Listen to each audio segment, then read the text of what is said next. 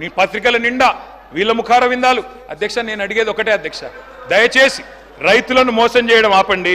నేను ఇంకొక మాట అడుగుతా ఉన్నా. నిన్న ముఖ్యమంత్రి గారు చెప్తారు, ప్రభుత్వం చెప్తుంది 1,50,000 రూపాయల దాకా రుణమాఫీ అయిపోయిందన్నారు.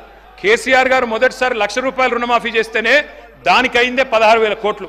మరి మీరు 1,50,000 చేస్తే ఎందుకు కేవలం 11-12,000 కోట్లు అవుతున్నది? ఇది రైతులకు తెలియదా? ఎన్ని కటింగ్లు పెడుతున్నారు మీరు? ఎంతమంది మీద ఆంక్షలు పెడుతున్నారు? రేషన్ కార్డుల పేరిట, ఫ్యామిలీ పేరిట ఎంతమంది ఇబ్బంది పడుతున్నారో గౌరవ ఎమ్మెల్యేలు మీ నియోజకవర్గాల్లో అడిగితే తెలుస్తుంది అధ్యక్ష. వీళ్ళు చెప్పినారు అధ్యక్ష, మొదలు 40,000 కోట్లు అన్నారు రుణమాఫీ, తర్వాత 35 అన్నారు, తర్వాత క్యాబినెట్లో 31,000 అన్నారు, మరి బడ్జెట్లో చూస్తే 25,000 కోట్ల అధ్యక్ష. అంటే ఎక్కడ అవుతుందో ఆఖరికి తెలియదు అధ్యక్ష. ఇప్పటిదాకా చేసింది కేవలం 12,000. చారాన కోడికి బారాన మసాలా అన్నట్టు పత్రికల్లో ప్రకటనలు మాత్రం 2 సార్లు 3 సార్లు ఏకకాలంలో రుణమాఫీకి అధ్యక్ష. అధ్యక్ష, ఇంకొక మాట నేను అడుగుతా ఉన్నా. హిపోక్రసీ అంటే, ద్వంద్వ ప్రమాణాలు అంటే, డోగ్లా పన్ అంటే ఏంది అధ్యక్ష? డబుల్ స్టాండర్డ్స్ అంటే అధ్యక్ష, పిఎం కిసాన్ వీళ్ళు ప్రతి విషయంలో కేంద్రంతో తలపడతారు. కేంద్రం మీద మొన్ననే ఒంటికాలతో లేచిండ్రు, యూనియన్ బడ్జెట్లు ఏమి ఇయ్యలే అని. మరి పిఎం కిసాన్ ఏదైతే రైతు బంధును కాపీ కొట్టి పెట్టుకున్నారో కేంద్రం వాళ్ళు, ఇలా దాని కండిషన్స్ తీసుకొని ఇవాళ రుణమాఫీ చేస్తామంటే ఇది అన్యాయం కాదా అధ్యక్ష? దయచేసి ఆలోచించాలని చెప్పి నేను పెద్దల్ని కోరుతా ఉన్నా. ఇంకొక మాట కూడా అడుగుతా ఉన్నా అధ్యక్ష.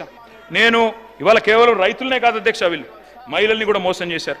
మరి మహిళల విషయంలో నేను ఒక్క మాట చెప్తా ఉన్నా. కోటీశ్వరులను చేస్తాం, 1,00,00,000 మందిని అన్నారు. తప్పకుండా చేయండి, మీ వెల్కమ్ ఇట్. 1,00,00,000 మందిని కోటీశ్వరులు చేస్తామన్నారు. ఈ మాట కూడా తప్పకుండా మహిళలు అడుగుతారు అధ్యక్ష. మా ప్రభుత్వం ఉన్నప్పుడు, ఇది మా రికార్డు, నేను ఇండస్ట్రీస్ మినిస్టర్ గారికి పంపుతా ఉన్నా అధ్యక్ష. Highest number of MSMEs with female ownership 40%. Top state ఏది అధ్యక్ష? మన తెలంగాణ అధ్యక్ష. భారతదేశ సగటు 20%. నేను ఆ గౌరవ ఇండస్ట్రీస్ మినిస్టర్ గారికి పంపుతా ఉన్నాను తమ ద్వారా. దయచేసి వారు చూసుకోవాలని చెప్పి నేను కోరుతా ఉన్నా అధ్యక్ష. ఈరోజు నేను అడుగుతా ఉన్నా, ప్రతి నెల మహిళలకు 2,500 ఇస్తామన్నారు. Yes sir, I need another half an hour sir, దయచేసి మీరు టైం ఇవ్వాలి. ప్రతి నెల ప్రతి మహిళకు 1,67,00,000 మంది ఆడబిడ్డలు రాష్ట్రంలో ఎదురు చూస్తూ ఉన్నారు. 18 ఏళ్ళు నిండిన ఆడబిడ్డలు 7 నెలలైనా ఎక్కడేసిన గొంగలు అక్కడనే ఉన్నది. 2,500 రూపాయలు రాలేదు. ఆడబిడ్డలందరికీ మీరు ఒక్కొక్క ఆడబిడ్డకు నెలకు 20,000 రూపాయలు బాకీ పడ్డారు. వెంటనే ఇచ్చే ప్రయత్నం చేయండి, రీఅప్రోప్రియేట్ చేయండి. I request the honourable finance minister, ఇంకేదైనా రంగానికి కోత పెట్టండి, కానీ మా ఆడబిడ్డల ఉసురు మంచిది కాదు. తప్పకుండా వారికి వెంటనే 2,500 రూపాయలు 1,67,00,000 మంది ఆడబిడ్డలకు ఇవ్వాలని చెప్పి నేను కోరుతా ఉన్నా అధ్యక్ష. మహాలక్ష్ములకు మహామోసం, తులం బంగారం ఏమో తూచైపోయింది అధ్యక్ష. ప్రతి ఆడబిడ్డకి, యువతకి, అమ్మాయికి స్కూటీలు ఇస్తామన్నారు. స్కూటీలు లేవు కాదు అధ్యక్ష, మరి లాఠీలు మాత్రం పిల్లల మీద తిరుగుతూ ఉన్నాయి అధ్యక్ష. ఇక పిల్లల విషయానికి వస్తే అధ్యక్ష, విద్యార్థుల విషయానికి చాలా చెప్పారు అధ్యక్ష. 5 లక్షల విద్యా భరోసా కార్డు అన్నారు, ఇప్పటివరకు లేదు, బడ్జెట్లో రూపాయి లేదు. I request the honourable finance minister, రీఅప్రోప్రియేట్ చేయండి. పిల్లలకి ఏదైతే మీరు చెప్పారో 5 లక్షల విద్యా భరోసా కార్డు వెంటనే ఇచ్చి భరోసా ఇవ్వండి. మేము 1,022 గురుకులాలు పెట్టి పేద పిల్లల్ని డాక్టర్లు, ఇంజనీర్లుగా చేసినాం. కానీ ఈరోజు చూస్తూ ఉన్నాం, ఆ పేద బిడ్డలకి గురుకులాల్లో మీరు భోజనం కూడా సరిగా పెట్టడం లేదు.